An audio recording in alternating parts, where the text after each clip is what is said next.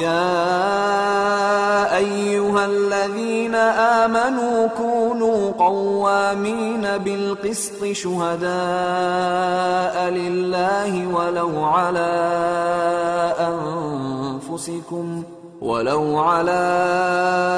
أنفسكم أو الوالدين والأقربين إن يكن غنيا أو فقيرا فالله أولى بهما فلا تتبعوا الهوى أن تعدلوا وإن تلووا أو تعرضوا فإن الله كان بما تعملون خبيرا.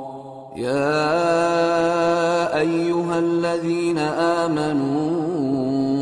آمنوا بالله ورسوله والكتاب الذي نزل على رسوله والكتاب الذي أنزل من قبل ومن يكفر بالله وملائكته وكتبه ورسله واليوم الآخر فقد ضل ضلالا بعيدا.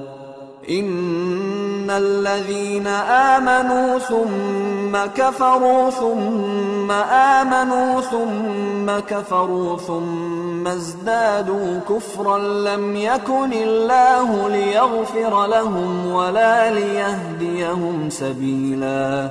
بشر المنافقين بأن لهم عذابا أليما. الذين يتخذون الكافرين أولياء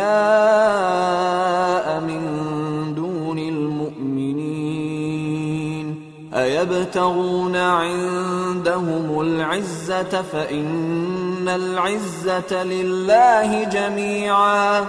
وقد نزل عليكم في الكتاب أن إذا سمعتم آيات الله يكفر بها ويستهزأ بها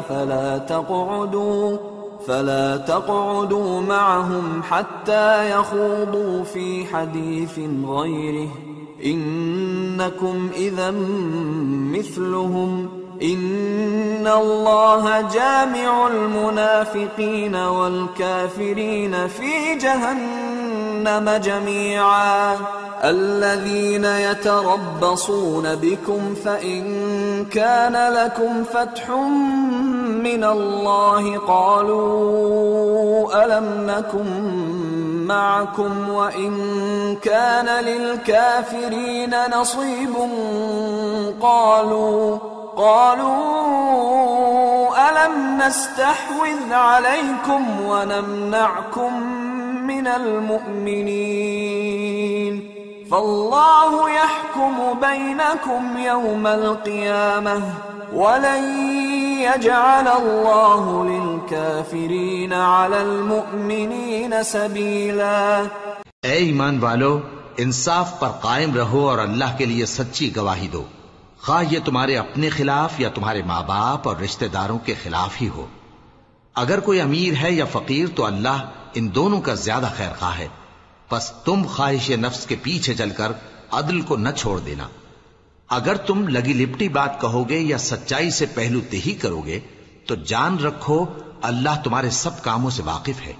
मोमिनो, अल्लाह पर और उसके रसूल पर और जो किताब उसने अपने इस पैगंबर पर नाजिल की है और जो किताबें इससे पहले नाजिल की थीं, सब पर ईमान रखो। और जो शख्स अल्लाह और उसके फरिश्तों और उसके किताबों और उसके पैगंबरों और रोजे क़यामत से कुफ्र करे, वो रस्ते से भटक कर दूर जा पड़ा। जो लोग ईमान लाए फिर काफिर हो गए, फिर ईमान लाए फिर काफिर हो गए, फिर कुफ्र में बढ़ते गए, उनको अल्लाह न तो बख्शेगा और न उन्हें सीधा रास्ता दिखाएगा। ऐ पैगंबर, मुनाफिकों यानी दो रुखे लोगों को बिशारत सुना दो कि उनके लिए दुख देने वाला अजाब तैयार है। वो जो मोमिनों को छोड़कर काफिरों को दोस्त बनाते हैं, क्या ये उनके यहां इज्जत हासिल करनी चाहते हैं? सो इज्जत तो सब अल्लाह ही की है। और अल्लाह ने तुम मोमिनों पर अपनी किताब में यह हुक्म नाजिल फरमाया है कि जब तुम कहीं सुनो कि अल्लाह की आयतों से इनकार हो रहा है اور ان کی ہنسی اڑائی جا رہی ہے، تو جب تک وہ لوگ اور باتیں نہ کرنے لگیں ان کے پاس مت بیٹھو، ورنہ تم بھی انہی جیسے شمار ہوگے۔ کچھ شک نہیں کہ اللہ منافقوں اور کافروں سب کو دوزخ میں اکٹھا کرنے والا ہے، جو تم کو دیکھتے رہتے ہیں۔ پھر اگر اللہ کی طرف سے تم کو فتح ملے تو کہتے ہیں کیا ہم تمہارے ساتھ نہ تھے، اور اگر کافروں کو فتح نصیب ہو تو ان سے کہتے ہیں کہ کیا ہم تم پر غالب نہیں تھے اور تم کو مسلمانوں کے ہاتھ سے بچایا نہیں۔ اب اللہ تم سب میں قیامت کے دن فیصلہ کر دے گا، اور اللہ کافروں کو مومنوں پر ہرگز غلبہ نہیں دے گا۔